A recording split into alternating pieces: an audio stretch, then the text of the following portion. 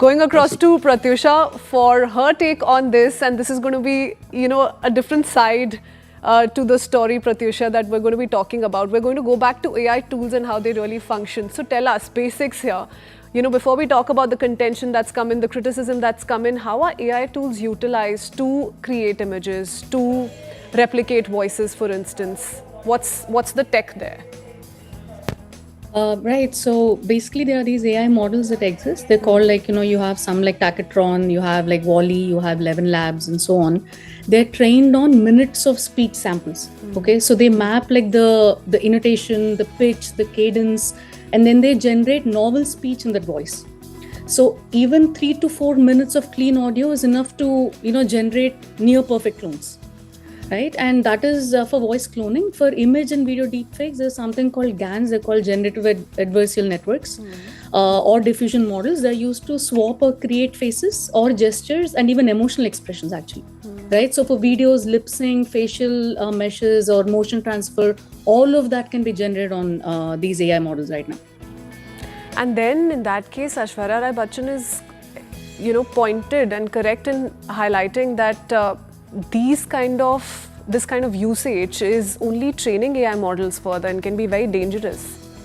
Absolutely, because it's not really, they're not storing the real person, but they learn the patterns of their expression. So the detection of misuse is actually harder, right? It's not a recording, it's an AI generated impersonation, which is very hard to catch. And I feel all of them are well within their rights. Even we are well within the rights. Like it's not just the personalities, right? It could be you and me tomorrow, maybe, they're using it to fool your kids or parents, or it could be anything at all. Nobody has the right to impersonate you without your permission, irrespective of whether you're, celebrity or not. Pratyusha, are there any built-in safety measures in these AI tools that prevent people from misusing them? So they are coming up right now. So you have some AI watermarking as well, like, OpenAI and Google DeepMind, they have some AI watermarking available. There are some detection tools, you have the Microsoft's video authenticators there, you have sensitivity AI and so on.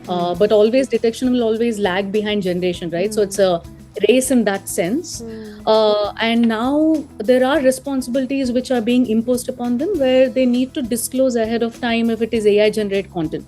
Right, and some labs like Levin Labs and so on, they allow like opt-out mechanisms for celebrities as well.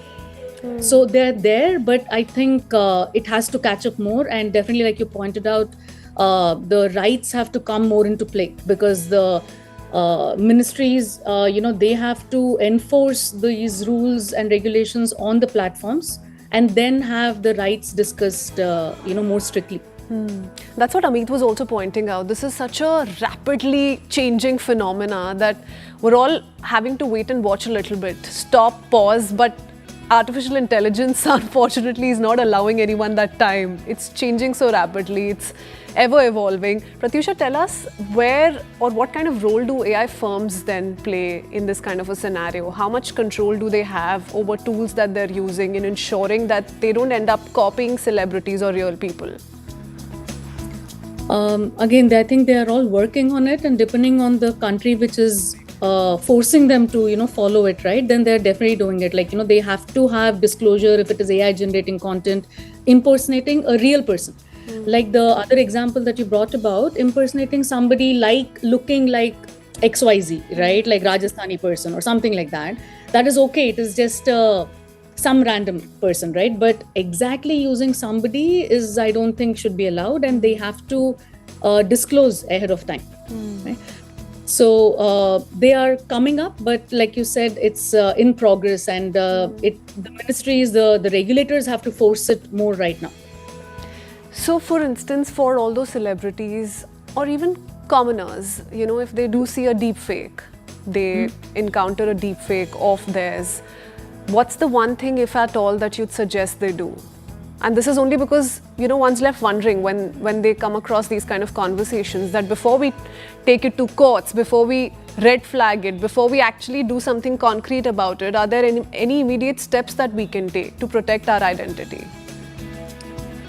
I think right now there is nothing, unfortunately. I think as and when the ministry acts on it, like how we are allowed to report frauds right now or scams to one of the websites, right? It will be a similar way where we can do that.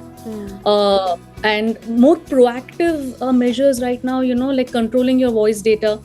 Be mindful, where your recordings are put up, right? And use watermarks, use like distorted samples, right? Like a background hum or a frequency tweak or something like that. And, avoid single track audios. So you could do something more proactively like that. And I think public figures, they can actually register their voice prints right now with some detection services. Right, so I think that should really help as well. And some Indian AI firms and global groups, they're building these verified voice registries where they link the original voice to the authenticated identity as well. So I think a lot of it is coming into play. EU already has some AI Act, and I think US also has an AI Act as well, like a right to voice bill. I think India, I'm sure, will come up soon. Germany is another country. Several of these nations have actually set the right precedent. So it's time we follow footsteps and we really course correct, because all of these celebrities, at least to begin with, are saying that this is us having worked for years at length, having earned the reputation we do, and it can't just simply be copied at a click's distance. Thank you so much, Pratyusha, for joining us and sharing your thoughts on this story with us.